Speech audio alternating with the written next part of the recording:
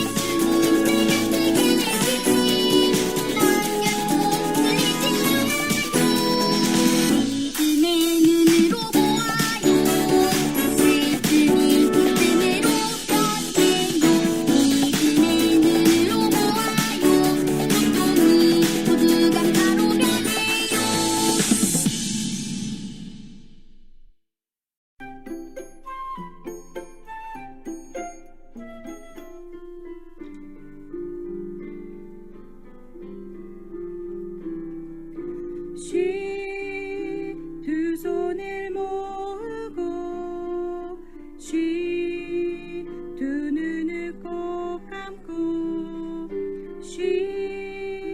마음을 모아서 하나님께 예배드려요. 두 손을 모으고 두 눈을 꼭 감고 마음을 모아서 하나님께 예배드려요. 하나님, 우리의 예배를 받아주세요.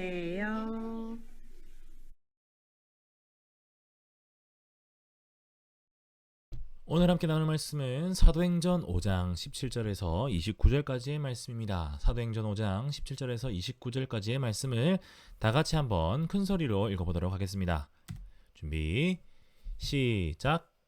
대제사장과 그와 함께 있는 사람, 즉 사두개인의 당파가 다 마음에 시기가 가득하여 일어나서 사도들을 잡아다가 옥에 가두었더니 주의 사자가 밤에 옥문을 열고 끌어내어 이르되 가서 성전에 서서 이 생명의 말씀을 다 백성에게 말하라 하매 그들이 듣고 새벽에 성전에 들어가서 가르치더니 대제사장과 그와 함께 있는 사람들이 와서 공회와 이스라엘 족속의 원로들을 다 모으고 사람을 옥에 보내어 사도들을 잡아오라 하니 부하들이 가서 옥에서 사도들을 보지 못하고 돌아와 이르되 우리가 보니 옥은 든든하게 잠기고 지키는 사람들이 문에 서 있으되 문을 열고 본즉 그 안에는 한 사람도 없더이다 하니 성전 맡은 자와 제사장들이 이 말을 듣고 의혹하여 이 일이 어찌 될까 하더니 사람이 와서 알리되 보소서 옥에 가두었던 사람들이 성전에 서서 백성을 가르치더이다 하니 성전 맡은 자가 부하들과 같이 가서 그들을 잡아왔으나 강제로 못함은 백성들이 돌로 칠까 두려워함이더라.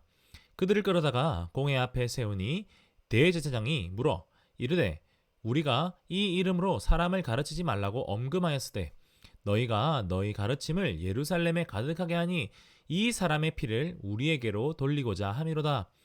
베드로와 사도들이 대답하여 이르되 사람보다 하나님께 순종하는 것이 마땅하니라. 아멘. 이 본문 말씀으로 오늘 함께 나눌 말씀은 누구 눈치를 보는 거니? 라는 말씀이에요. 누구 눈치를 보는 거니? 자, 과연 어떤 말씀일지 한번 살펴보도록 하겠습니다. 여러분들 막 다른 사람 말에 이끌려 다니는 사람, 그렇게 귀가 얇다라고 하는 사람들을 팔랑귀라고 하죠. 그리고 이 사람 저 사람 눈치를 보다가 여기 그림에 있는 사람처럼 눈이 막 사팔뜨기가 될 수도 있는 거죠. 이처럼 다른 사람의 말을 듣고 신경 쓰고 하다 보면 우리는 제대로 된 삶을 살 수가 없어요. 그러기 위해서 우리는 굳이 다른 사람의 말을 들어야 한다면 그 중에서 가장 믿을 만한 사람의 말을 듣고 따르는 것이 아주 중요하답니다. 그 사람의 말을 아주 중요하게 생각하고 그 사람의 말을 마음속 깊이 새기는 것이 정말 중요하죠. 자, 오늘 본문에서 우리가 가장 주의 깊게 들어야 할 말씀이 누구의 말씀인지를 알 수가 있어요. 함께 말씀을 살펴볼게요. 오늘 본문 말씀은 대제사장 무리들이 이 종교 지도자들이 이스라엘 종교 지도자들이 크게 화를 내고 있는 모습을 보게 됩니다. 그들은 시기에서 예수님의 제자들을 질투해서 막 화를 내고 있었어요. 그 사람들이 성전에서 말씀을 전하는 것을 보고 우리가 그들을 그렇게 내버려둬서는 안 겠다. 그들에게 사람들이 몰리니까 우리가 그들을 잡아서 감옥에 가두자라고 이야기하고 있어요. 그리고 그들은 결국 예수님의 제자들을, 특별히 베드로 비롯한 사도들을 감옥에 가두게 된답니다. 그러나 그날 밤 감옥에 하나님의 사자가 와서 이 제자들을 풀어주었고 제자들은 다시 성전으로 나아가 하나님의 말씀을 전했답니다. 감옥에 가둔 제자들이 성전에 나아가서 말씀을 전하고 있다는 사실을 들은 이 종교 지도자들은 감옥으로 사람을 보내서 제자들이 그곳에 있는지 없는지를 확인하도록 했어요. 그러자 그들이 보게 된 것은 그 감옥 문이 전부 닫혀 있음에도 불구하고 그 안에 가두어 두었던 제자들이 한 사람도 없는 것이었어요. 그들은 그때 깜짝 놀랐을 거예요. 마치 굳게 닫힌 무덤 문이 닫혀 있었고 로마 병사들이 그 앞을 지키고 있음에도 불구하고 그 문을 열고 부활했다는 그 예수 그리스도의 그 사건처럼 이번에 제자들도 감옥 안에 가두어 두었음에도 불구하고 보란듯이 그 감옥 문을 걸어 나와서 말씀을 전하고 있었기 때문이죠. 이에 종교 지도자들은 다시 한 번 더 그 베드로와 그 제자들을 불러드립니다. 물론 그들은 군중에 있을 때는 또 이렇게 갑자기 제자들을 데리고 가면 군중들이 반란을 일으킬까 두려워서 몰래 조용히 데리고 왔죠. 그리고 그들은 이렇게 말했습니다. 너희들이 그렇게 예수 그리스도의 복음을 부활했다는 것을 전하면 이 예수 그리스도의 그 죽음을, 그 피를 우리에게로 돌리려 함이 아니냐? 이게 무슨 말이에요? 너희가 지금 그렇게 복음을 전하고 있는 그것이 결국에는 우리가 죽인 그 예수 그리스도를 잘못 죽였다라고, 우리가 잘못했다라고 말하고 있는 게 아니냐라고 화를 내고 있는 거예요. 그를 통해서 사람들이, 군중들이 종교 지도자들에게 막 화를 내고 반란을 할까봐 두려워서 지금 이 종교 지도자들은 사람들의 눈치를 보면서 제자들에게 제발 그 성전에서 복음을 전하지 마라 라고 말하고 있는 거였어요. 그러자 제자들은 이렇게 얘기합니다. 하나님의 말씀을 듣는 것과 사람들의 말씀을 듣는 것 중에 무엇이 더 중요하겠습니까? 저희가 무엇을 따라야 하겠습니까? 맞아요. 제자들은 하나님의 말씀보다, 아니 사람의 말씀보다 하나님의 말씀을 따르고 그 말씀을 지키는 것을 중요하게 생각했던 거예요. 사랑하는 여러분, 이러한 제자들의 답변을 들으면서 우리는 한 가지 중요한 사실을 알 수가 있습니다. 그것은 바로 퀴즈 후에 돌아오겠습니다. 자, 사도들이 복음을 전하자 이를 시기한 종교 지도자들은 어떻게 했나요? 자, 깜짝 퀴즈죠. 정답은 감옥에 가두었습니다. 네, 답을 아는 친구들 카톡으로 보내주세요. 자, 다시 말씀으로 돌아오겠습니다. 우리 베드로를 비롯한 제자들이 하나님의 말씀을 듣는 것과 사람의 말씀을 듣는 것 중에 무엇이 중요하겠습니까? 우리가 무엇을 따르겠습니까? 라고 이야기를 했어요. 자, 이것을 통해서 우리는 알 수 있는 것은 제자들이 하나님의 말씀을, 하나님을 경외하는 사람들이었다는 것을 알 수 있어요. 여러분, 경외라고 하는 것은 너무나도 존경하고 사랑하지만 동시에 그 사랑하고 존경한 마음과 별개로 또한 그분을 엄청나게 두려워하는 것, 그것을 바로 경외라고 한답니다. 사랑하면서도 두려워하는 것. 사랑하면서도 두려워하기 때문에 그 말씀을 지켜 중요하게 따를 수밖에 없는 것. 그게 바로 경외예요. 이러한 경외하는 마음은 우리들에게도 필요합니다. 우리도 하나님의 백성이기 때문에, 우리도 하나님 예수 그리스도의 제자이기 때문에 미안해요. 우리가 귀 기울이고 두려워하면서 사랑하면서 사모함으로 따라야 될 말씀은 세상의 말씀이 아니라 하나님의 죄송해요. 우리가 따라야 할 말씀은 하나님의 말씀이에요. 만약 이를 알면서도 세상의 말씀에 귀를 기울이고 하나님의 말씀에 귀를 막고 눈을 가린다면 우리는 예수 그리스도의 제자라고 할 수가 없는 거예요. 그렇기 때문에 여러분, 팔랑팔랑거리는 팔랑귀처럼 사방팔방 눈치를 살피는 사팔뜨기가 되지 마시고 오직 하나님께만 귀를 기울이고 하나님께만 그 시선을 집중시키는 친구들 되기 원해요. 그러려면 어떻게 해야 될까요? 바로 이렇게 하는 거예요. 우리가 무슨 일을 할 때 항상 우리의 마음속에 있는 성령 하나님의 말씀에 귀를 기울이는 거예요. 하나님, 제가 화가 납니다. 제가 어떻게 해야 될까요? 하나님, 제가 무단횡단을 하려고 합니다. 어떻게 해야 될까요? 하나님, 제가 요기하고 싶어요. 어떻게 해야 될까요? 그러면 우리 안에 계신 성령 하나님께서 누구누구야 이렇게 하렴이라고 가르쳐 주실 것이랍니다. 이 같은 사실을 기억함으로 그 마음속에 있는 하나님의 말에 경외하는 마음으로 귀를 기울이는 우리 친구들 되길 간절히 소원합니다. 자, 오늘의 두 번째 퀴즈입니다. 우리가 하나님을 살아가면서도 두려워하는 것을 무엇이라고 하나요? 강사님이 한 가지 단어를 설명해 줬죠. 아는 사람들 카톡으로 답을 보내주세요.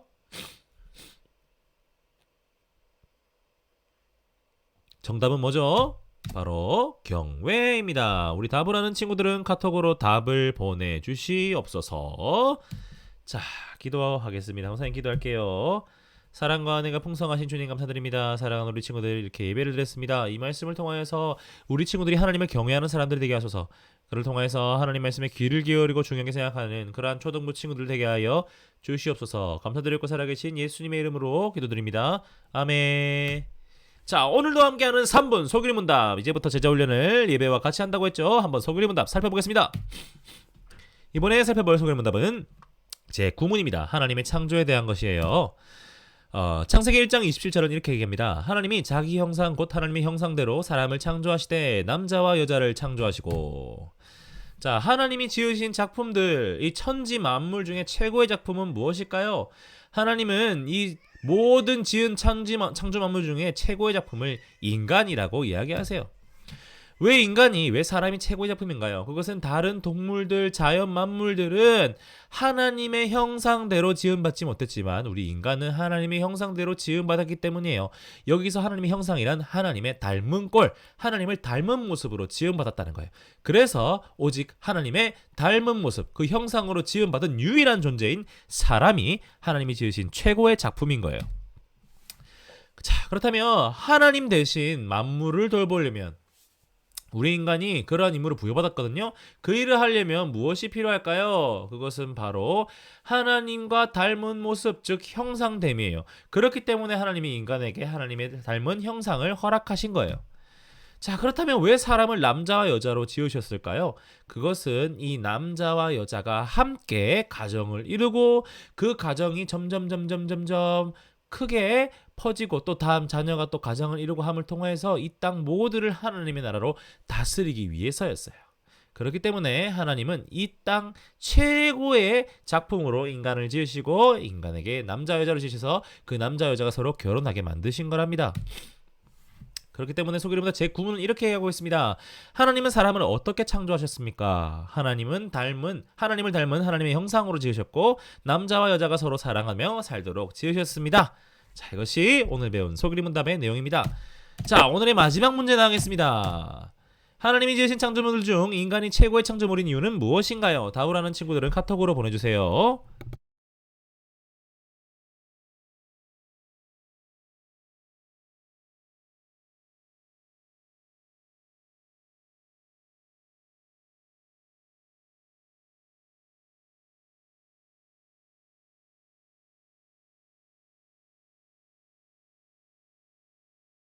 정답은 뭐였나요?